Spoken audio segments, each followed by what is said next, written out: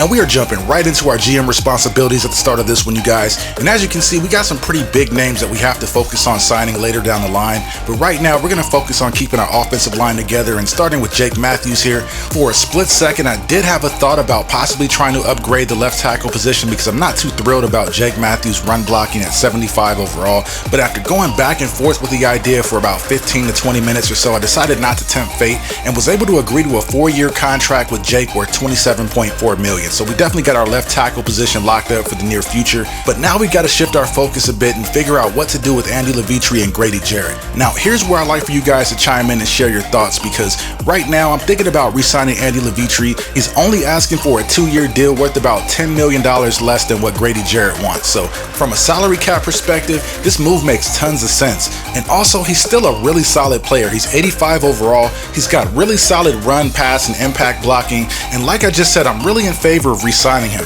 The only reason I'm a little hesitant is because of this. Check this out, you guys. In this year's draft, there's a couple of left guard prospects that I really like as potential replacements for Levitre.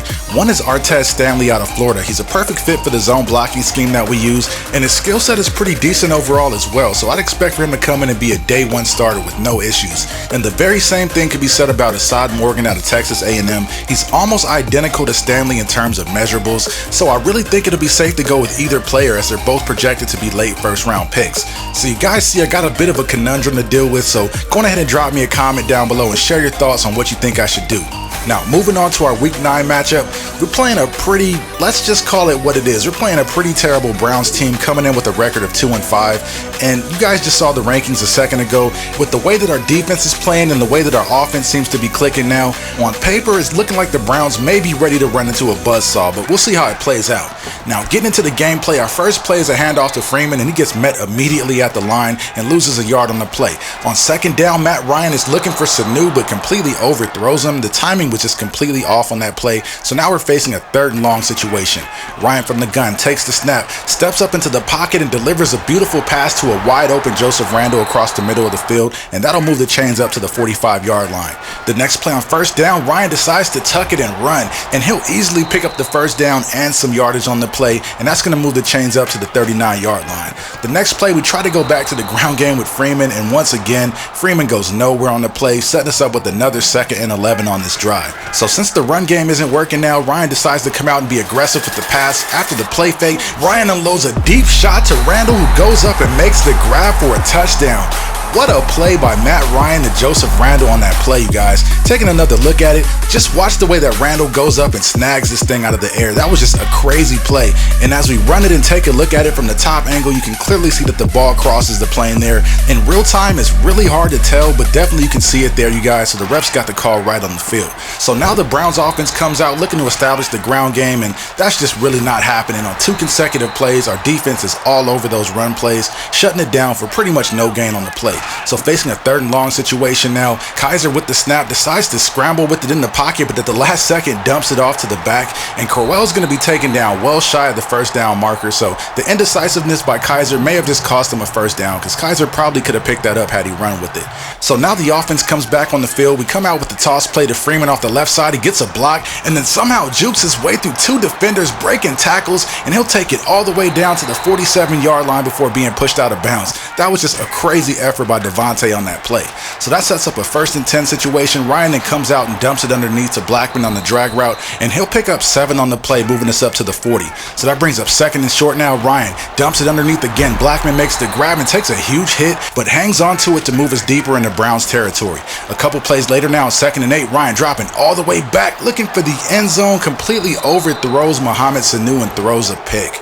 Now, you guys remember the last video when Mohamed Sanu was just beasting out there? I decided to give him a chance on that play, and you guys saw what happened. It's not completely his fault, though the pass was a little bit overthrown, but part of me can't help but think that last week Mohamed Sanu would have went up and got that ball. I don't know. But anyways, though, getting into the Browns' next drive here on 3rd and 12, Kaiser is going to be sacked by Big Sharif Floyd, and our defense just continues to impress this season, you guys. But check this out. The reason that sack was even possible is because of this guy. Can somebody help me figure out what 68 was doing on that play? Because he's going to get his quarterback killed. If he continues to play like that, it'll be hunting season for Kaiser all game long.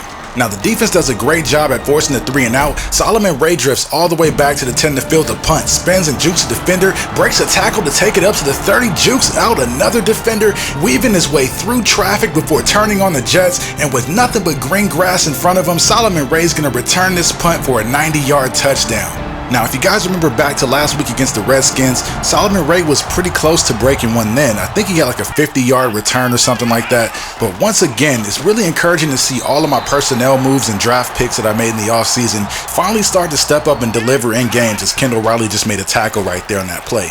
So getting back to the gameplay here on 2nd and 12, Kaiser unloads and throws it up for grabs and is almost picked off. Mustafa Scott clearly had a chance to pick that one off, but there are just too many red jerseys around him, so the ball falls incomplete. So that brings up a 3rd and long situation now. Kaiser's running for his life, is going to be sacked by Tag McKinley. Kaiser coughs it up and Porter is right there for the easy scoop and score. And what more can be said about this defense that hasn't already been said at this point? I have no idea, you guys. This defense is just playing on a completely different level than the rest of the league right now. And honestly, I thought it might take them another year or two of developing before they showed anywhere near close to this level of production on the field, but I'm pretty happy to say that I've been proven wrong there. Now, the Browns did manage to get inside the red zone on their next drive. They hand the ball off to Isaiah Crowell, and he's going to pick up 10 on the play, and that's going to set him up with the 1st and goal situation. They turn and hand it to him again, and this time the defense is right there waiting for him, and after a 2-yard pickup, the Browns now have 2nd and goal. Kaiser then comes out in the gun in a 3-wide set with one tight end, takes the snap, and then rolls out of the pocket, but it's going to be sacked on the play. There was nobody for him to throw to in the end zone. That's going to bring up a 3rd and goal situation now. So looking to make a stand on defense on 3rd and goal, we drop everybody back in zone. Kaiser has no option but to check it down and decides to hit his tight end for a short gain, and that's going to bring up a field goal try. The kick is up and good. So despite being threatened there, the defense was able to hold it together and keep the Browns out of the end zone. Now getting into our next offensive drive here, we pick things up on 3rd and 10 with 15 seconds left to go in the half. Ryan takes a snap from the gun, decides to scramble out of the pocket, and at the last second throws a dot complete to Devontae Freeman near the sideline. He makes the grab and jumps out of bounds with 8 seconds left to go on the clock. We then send the field goal unit out to try to tack on 3 before the half. The kick is up and good, and we take a 24-6 lead in the halftime. Now the Browns take the field to start the 3rd quarter with tons of work to do. Kaiser goes with the play fake and decides to look downfield to take a deep shot, but throws a wild pass up for grabs and is picked off by Desmond Trufant. And you guys already know what I'm trying to do once we create a turnover. I'm looking for the end zone, but I couldn't find any blocking there, but that was a decent return by Desmond to set us up at the 43. So the offense takes the field now. Ryan throws a dart complete to Julio Jones on the post route, and that's going to move us all the way up to the 21-yard line.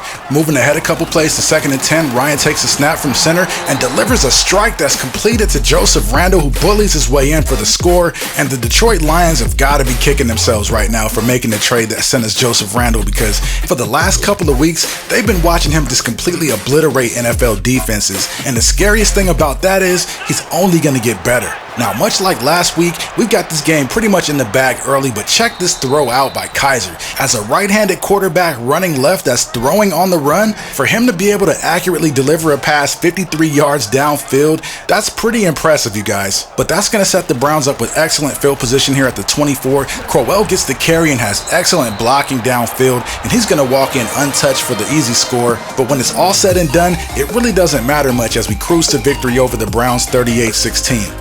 Now, we have had a pretty easy stretch over the last 2 to 3 games or so, but I really expect that to change as we jump into the back half of our schedule, because if you remember back to last season, things got much more difficult the closer we got to the playoffs, so I expect that to be the same moving forward. Anyways, you guys, that's all the time I've got for this video. I hope you guys enjoyed it. Please don't forget to like, share, comment, and subscribe. I'm signing off, and I'll see you in the next one.